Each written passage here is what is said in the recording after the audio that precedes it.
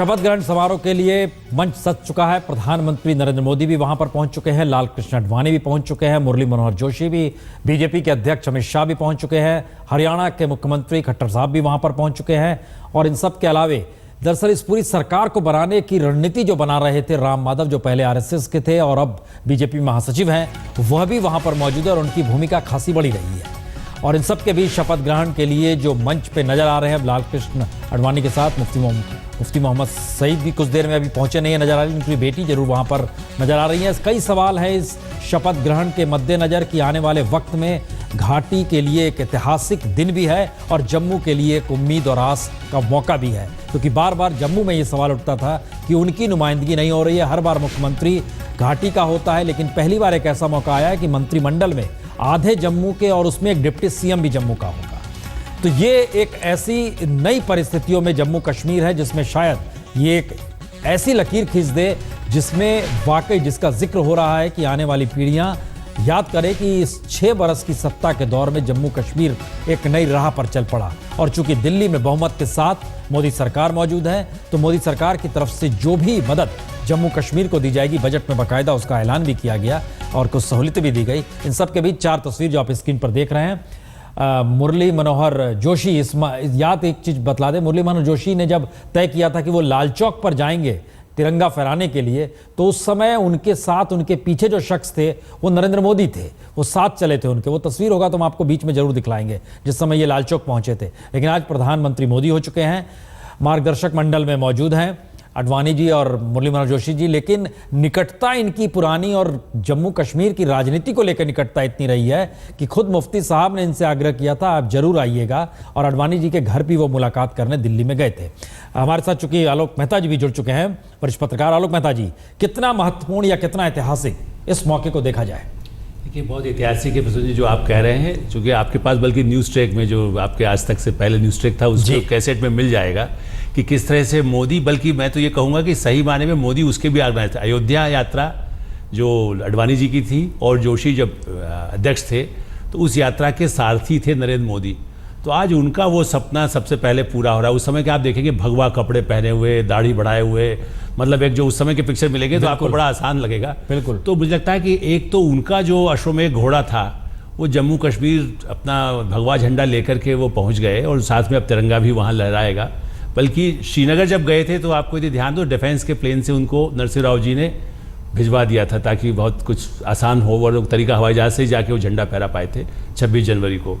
तो अब लेकिन ये एक सपना, और ये सही है भारत की दृष्टि से भी। लाल चौक पे जी, लाल चौक 9 मिनट पे रुके और वहां पे झंडा तिरंगा फहरा, तुरंत वहां से निकल गए थे। वो दौर भी याद है लोगों ने। उस याद के हिसाब से देखे आज उनकी सरकार बन रही है। वो ऐतिहासिक मौका है कि एक जिसको विदेशी तो हमें उसको हिंदू पार्टी कहते हैं, तो वो पार्टी और मुफ्ती की पार्टी और जो कहीं इस तरह के कट्टरपंथी वहाँ के उन लोगों के साथ भी यही पार्टी उन पर आरोप लगाती थी कि वो आतंकवादियों के साथ मिले हुए हैं, आज वो मिल के एक सरकार बना रहे। तो सारी दुनिया के लिए एक ये नया मैसेज आज भारत से जा रहा है कि 2 एक्सट्रीम जो ग्रुप या पार्टी जो रही हैं वो एक साथ मिल के एक सरकार बना रहे हैं, और जम्मू कश्मीर भारत का अभिन्न अंग है। इससे तो कोई स्वीकार हमेशा सब दुनिया को करना होगा। समित पात्रा जी, क्या अच्छा, समित पात्रा जी की तकनीकी गड़बड़ी कट गए। रामकृपाल जी, अब यहां पर एक सवाल हर जहन में होगा कि जिस मौके पर पीडीपी लगातार घाटी के भीतर चुनाव प्रचार कर रही थी और जम्मू कश्मीर के भीतर बीजेपी जिस तरीके से एंट्री हो रही थी, क्या जनता इस बात को एक्सेप्ट करती है कि जो जनादेश है उसमें अगर फ्रेगमेंटेड बटा हुआ है तो इसको एक साथ अब देख लिया जाए और देखना पड़ेगा?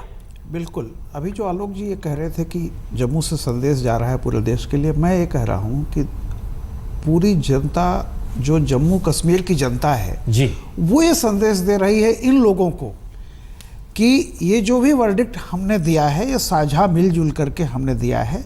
मतभेद अपनी जगह होते हैं लेकिन हमारे दुख दर्द साझा हैं, इनमें आप बंटवारा मत कीजिएगा। ये मैसेज है जो शपथ लेने जा रहे हैं उन लोगों के लिए। क्योंकि देखिए प्रसून जी, हमारा मुकुट है हिंदुस्तान का, वहाँ अगर ये प्रयोग गड़बड़ होगा तो मैं बताऊं कि बहुत बहुत दर्द सहा है उस स्टेट ने। बिल्कुल। और मैं कह रहा हूँ कि जो बॉर्डर पे स्टेट्स हैं जम्मू कश्मीर से लेकर के पंजाब, और वो उसमें कश्मीर ने बहुत दर्द सहे हैं। एक तो नेचर ने खूबसूरती भी दी है, तो उसके साथ बहुत सारे ऐसे दर्द भी दिए हैं उस खूबसूरती के साथ, जो कि बाकी मैदानी इलाकों से आपको हमेशा उसके ज़्यादा कठिन मेहनत, ज़्यादा कठिन वातावरण, सारी चीज़ों में। और वहाँ पे पहली बार मैं देख रहा हूँ कि ये अगर प्रतिनिधि, जनता तो भूल जाती है, देखिए जनता तो जनता चाहेगी स्कूल, उसके बच्चे अच्छे स्कूल में जाएं, जनता चाहेगी हॉस्पिटल, बीमार हो घर में तो उसका इलाज हो सके, जनता चाहेगी बिजली आए, पानी आए, ये बेसिक फंडामेंटल ज़रूरतें हैं। और सामाजिक सौहार्द जिसको मैंने कहा है, ये जनता नहीं बिगाड़ती है, बिगाड़ने वाले ऊपर से ही आते हैं।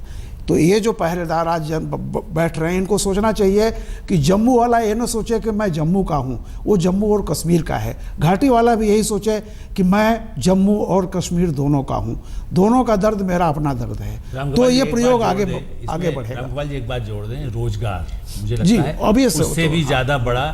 ये तो ठीक है कि पानी बिजली तो चाहिए ही, वो जम्मू कश्मीर के लोग उसके आदी हैं। हमें जब नहीं मिलती है बिजली तो बगैर उसके बेचैन हो जाते हैं, लेकिन वो बगैर बिजली की आदत है। रोजगार का वहाँ जो आतंकवाद से जुड़ा हुआ मुद्दा है वो, और वहाँ जो पैसा जाता है वो साइफर न हो। अभी दोनों पार्टियां हिस्सा करने लगेगी यदि पैसा जो पहले साइफर हम खाली एक जानकारी दे दें, प्रधानमंत्री मोदी मंच पर पहुंच चुके हैं जो नजर आ रहे हैं इस वक्त, और तमाम नेताओं की मौजूदगी बतला रही है कि दरअसल दिल्ली की भागीदारी अगर जम्मू में इस प्रचार, इस शपथ ग्रहण के दौर में नजर आ रही है तो एक मैसेज बड़ा साफ है, दिल्ली अब हर तरीके से इस सरकार के साथ खड़ा है। और खुद प्रधानमंत्री की मौजूदगी।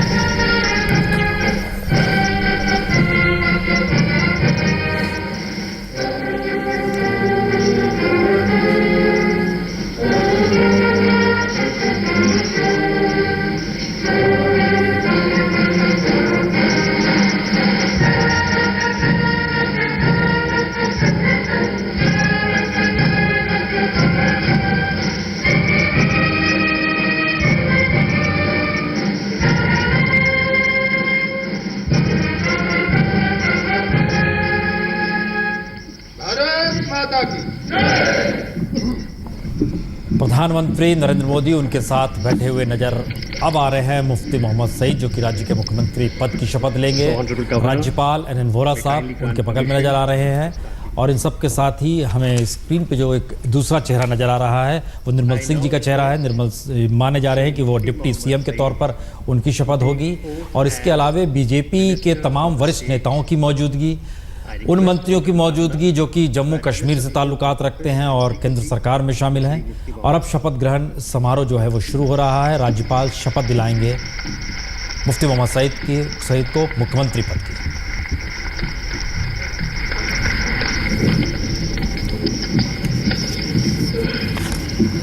I, Mufti Mohammed Sahib, do swear in the name of God that I will bear true faith and allegiance to the Constitution of India, Minister of State, as by law established, that I will uphold the sovereignty and integrity of India, that I will faithfully and conscientiously discharge the duty upon which I am about to enter, and that I will do right to all manner of people in accordance with the Constitution and the law, without fear or favor, affection or ill will.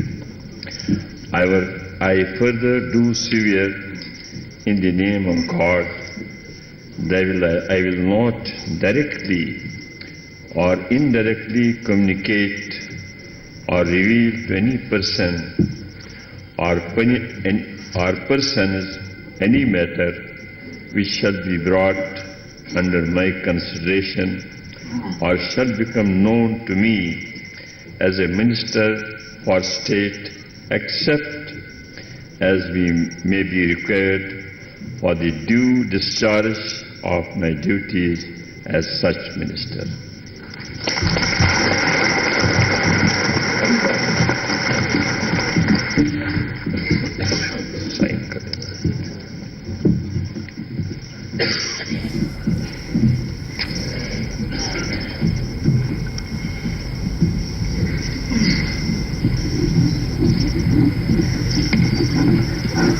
मुफ्ती मोहम्मद सईद, ध्यान दें तो शेख अब्दुल्ला के साथ भी इन्होंने राजनीति की है।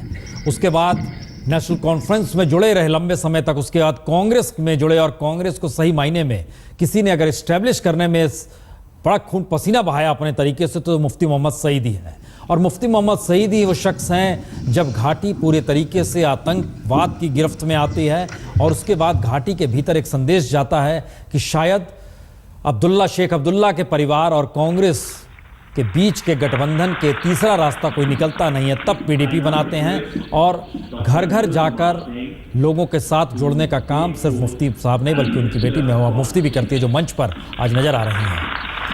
और अब हम देख रहे हैं ये बिल्कुल दो धाराएं, ये बड़ा महत्वपूर्ण है क्योंकि अब जो शपथ ले रहे हैं, निर्मल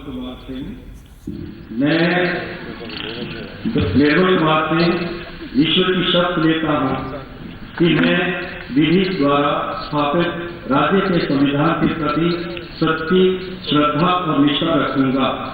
मैं भारत की प्रभुता और अखंडता अक्षुण्ण रखूंगा। जो कार्यभार मुझे सौंपा जा रहा है उसके कर्तव्य का श्रद्धापूर्वक और शुद्ध अंतःकरण से निर्वहन करूंगा तथा मैं भय या पक्षपात, अनुराग या द्वेष के बिना सभी प्रकार के लोगों के प्रति संविधान और विधि के अनुसार न्याय करूंगा। मैं ईश्वर की शपथ लेता हूँ कि जो विषय राज्य के मंत्री के रूप में मेरे विचार के लिए लाया जाएगा अथवा मुझे ज्ञात होगा उसे किसी व्यक्ति या व्यक्तियों को तब से सिवाय जाती है कि मंत्री के रूप में अपने कर्तव्यों के समय निर्वहन के लिए ऐसा करना अपेक्षित हो, मैं प्रत्यक्ष अथवा अप्रत्यक्ष रूप से सूचित या प्रकट नहीं करूंगा।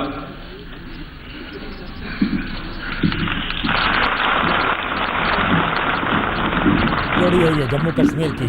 एक ने जम्मू कश्मीर के सियासत में इतिहास को बनते हुए देखा है और दूसरा शख्स वो है जो इतिहास पढ़ाता है। और ये हम आपको बतला दें कि दरअसल निर्मल सिंह कठुआ जिले के बिलावर में से चुनाव जीते और यहाँ उन्होंने मनोहर लाल शर्मा को हराया था तकरीबन 17 या 18 हज़ार वोट से, जो कि बाकायदा कांग्रेस की सत्ता के दौर में मंत्री थे जम्मू कश्मीर में। इन्हें हराया था। ये आरएसएस से जुड़े रहे, एबीवीपी से जुड़े रहे, जब कॉलेज में पढ़ रहे थे संघ के साथ बहुत पुराने तौर पे जुड़े रहे। काम इन्होंने किया, पंजाब में खासा काम किया है, खासतौर से लुधियाना में ये थे, वहाँ के जिला संयोजक के तौर पर इनकी मौजूदगी होती थी संघ के भीतर। इनकी एक पहचान जो है वो एक ऐसे स्वयंसेवक के तौर पर है जो कि इतिहास के जरिए संघ के संगठन को मजबूत करते और आगे बढ़ाते हैं।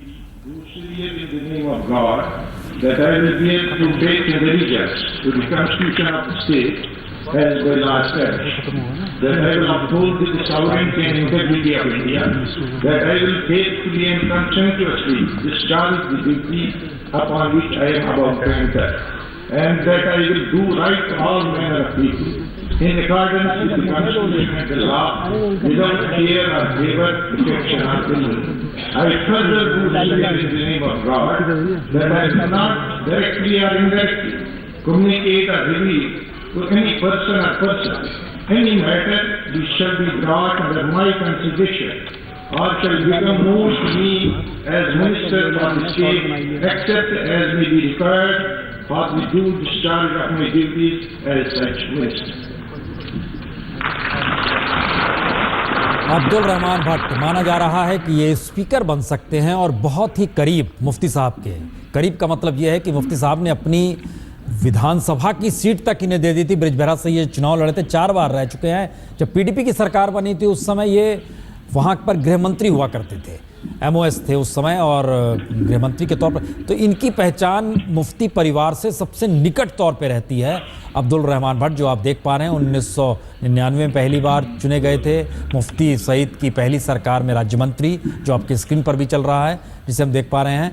और सरकार में हम मंत्रालय मिलने की उम्मीद के साथ ये बता दें कि स्पीकर के तौर पर हो सकता है इन्हें।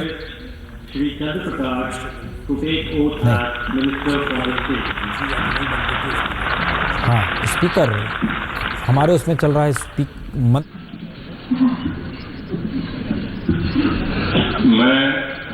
मैं चंद्र प्रकाश मैं विधि द्वारा स्थापित राज्य के संविधान के प्रति सच्ची श्रद्धा निष्ठा अक्षुण्ण रखूंगा। मैं भारत की प्रभुता अखंडता अक्षुण्ण रखूंगा। जो कार्यभार मुझे सौंपा जा रहा है उसके कर्तव्य का श्रद्धापूर्वक और अंतःकरण निर्वहन करूंगा तथा मैं भय पक्षपात अनुराग या द्वेष के बिना सभी प्रकार के लोगों के प्रति संविधान और विधि के अनुसार न्याय करूंगा। मैं ईश्वर की शपथ लेता हूं जो विषय राज्य के मंत्री के रूप में मेरे विचार के लिए लाया जाएगा अथवा मुझे ज्ञात होगा उसे किसी व्यक्ति या व्यक्तियों को तब के सिवाय जबकि ऐसे मंत्री के रूप में अपने कर्तव्यों के समय निर्वाह करने के लिए ऐसा करना अपेक्षित हो मैं प्रत्यक्ष अथवा अप्रत्यक्ष रूप से संसूचित प्रकट नहीं करूंगा।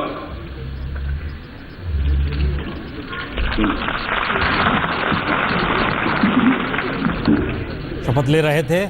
ये एक अद्भुत है मौका जिस समय शपथ ग्रहण चल रहा है। एक शख्स आते हैं वो रिप्रेजेंट करते हैं घाटी को, वादी को, दूसरे शख्स आते हैं जम्मू से। आलोक जी एक टिप्पणी कीजिए इस पे तो अच्छा लगे। देखिए ये एक दिलचस्प जिसको कहना चाहिए कि मेल है, बिल्कुल बराबरी की उस पर दर्जे की ही कोशिश शुरू से थी, चूँकि चाहते थे कि ऐसा ना हो कि डोमिनेट कर जाए। बीजेपी डोमिनेट भी करना चाहती थी लेकिन अंततोगत्वा उन्होंने इतना समर्पण किया कि मुख्यमंत्री हमारा नहीं बने और 6 साल तक आप लोग जैसा साथ हम निभाएंगे। तो उस दृष्टि से भी एक बड़ा जोरदार संतुलन है और एकता का प्रतीक मानना चाहिए। तो हम लोग जम्मू कश्मीर जो भी रंगे दोनों साथ मिल के चलें, जो अभी रामगोपाल जी कह रहे थे, और बस खाली पैसे में हिस्सेदारी न करें, वो मैं बार बार फिर कहूँगा क्योंकि जम्मू कश्मीर में बहुत पैसा केंद्र से जाता है। देखिए ये समझौता इसलिए भी हुआ है कि केंद्र से बहुत पैसा आएगा, उसको कैसे खर्च किया जाए। That I will bear true faith and allegiance to the Constitution of the state as by the law established. That I will uphold the sovereignty and integrity of India. That I will faithfully and consciously discharge the duty upon which I am about to enter. And that I will do right to all manner of people in accordance with the Constitution and the law, without fear or affection or ill will. I further do swear in the name of Allah that I will do not directly or indirectly communicate or reveal to any person or persons any matter which shall be brought under my consideration or shall become known to me as a minister of state, except as may be required for due discharge of my duties as such minister.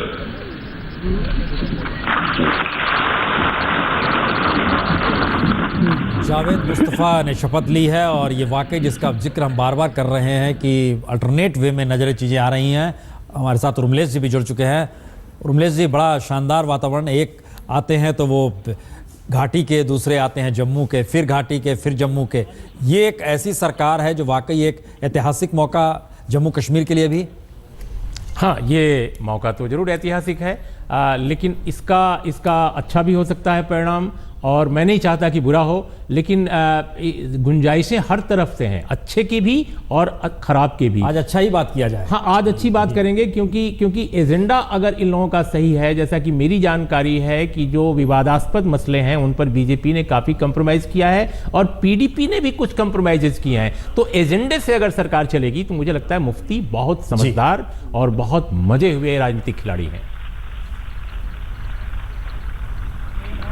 चूंकि अब जम्मू की बारी आएगी, देखिए बिल्कुल उसी रूप में साफा पहन के पहुंचे हैं। एक दिलचस्प बात बताऊं प्रसन्न, पिछली बार 2002 में जब उन्होंने शपथ ली थी तब भी जाड़े का महीना था। ये मैं पूरी आपके स्थापक राज्य के संविधान प्रति पूरी श्रद्धा से निष्ठा रखूं ते इसके प्रति पूरा वफादार रहूं।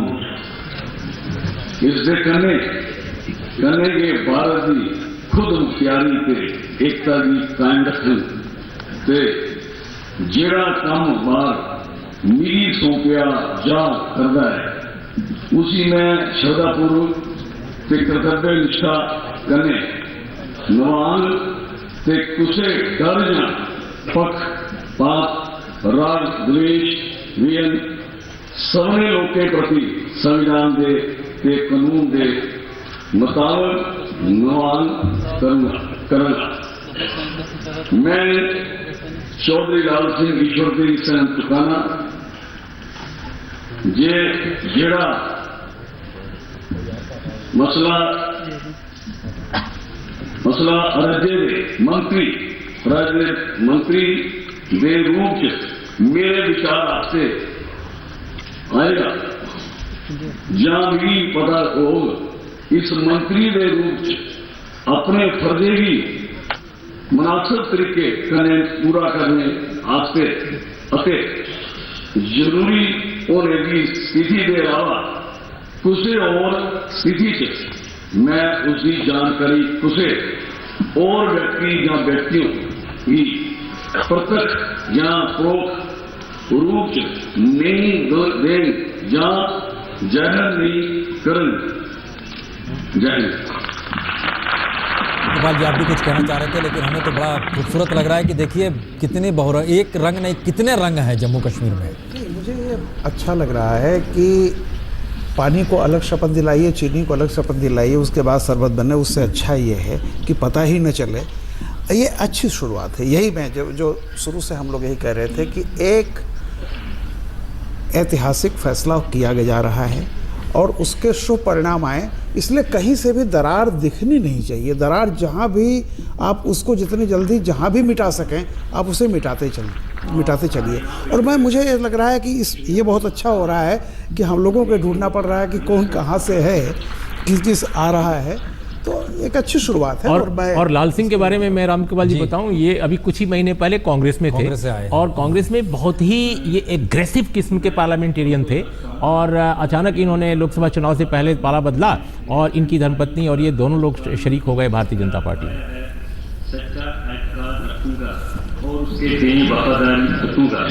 ये कि मैं हिंदुस्तान की खुद मुख्तारी और सालमियत को बरकरार रखूंगा।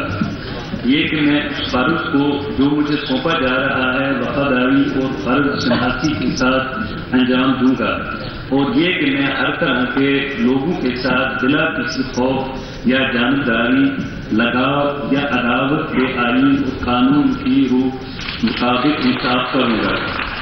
मैं मजीद खुदा के नाम पर हलफ उठाता हूँ कि मैं दिल वास्ता या बिला वास्ता किसी शख्स या अशखास को किसी मामले जो मेरे ज़ेरे हो लाया जाए या जिसका मुझे बतौर रियासती वज़ीर इल्म को की इतला नहीं दूंगा या उसको जाहिर नहीं करूंगा, मासिवाए ऐसी सूरत के जबकि मुझे ऐसे वज़ीर की हैसियत से फराइज़ की बाज़ाब्ता सर अंजाम ही के लिए ऐसा करना मतलूब हो।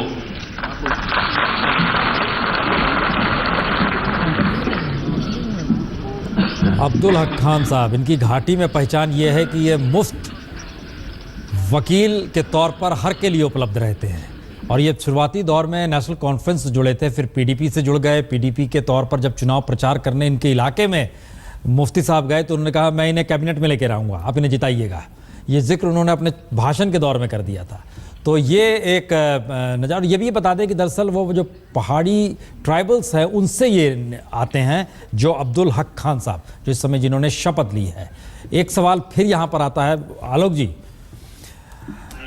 हम जो मिक्स देख रहे हैं, हर चीज़ का रिप्रेजेंटेशन देख रहे हैं यहाँ पर, क्या कॉमन मिनिमम प्रोग्राम उस रिप्रेजेंटेशन को ही व्यक्त करेगा या इससे इतर उन मसलों पर चला जाएगा जिन मसलों को हमें बंद डब्बे में रखना है? मुझे लगता है उसी पर रहेगा और वो अभी थोड़ी देर बाद प्रेस कॉन्फ्रेंस होने वाली है। प्रसून जी, मेरा ख्याल है अभी तक इन्होंने कार्ड खोले नहीं हैं, लेकिन उससे स्पष्ट हो जाएगा कि वो मुद्दे ठंडे बस्ते में डाल दिए जाएंगे और भारतीय जनता पार्टी को भी ये जैसे कहते हैं कि गले में उतारना होगा। वैसे तो मंदिर का मुद्दा भी उतार ही लिया गया है, इसलिए ये मुद्दा भी उतार दें तो देश के हित में है। जी, अब फिर से हम देख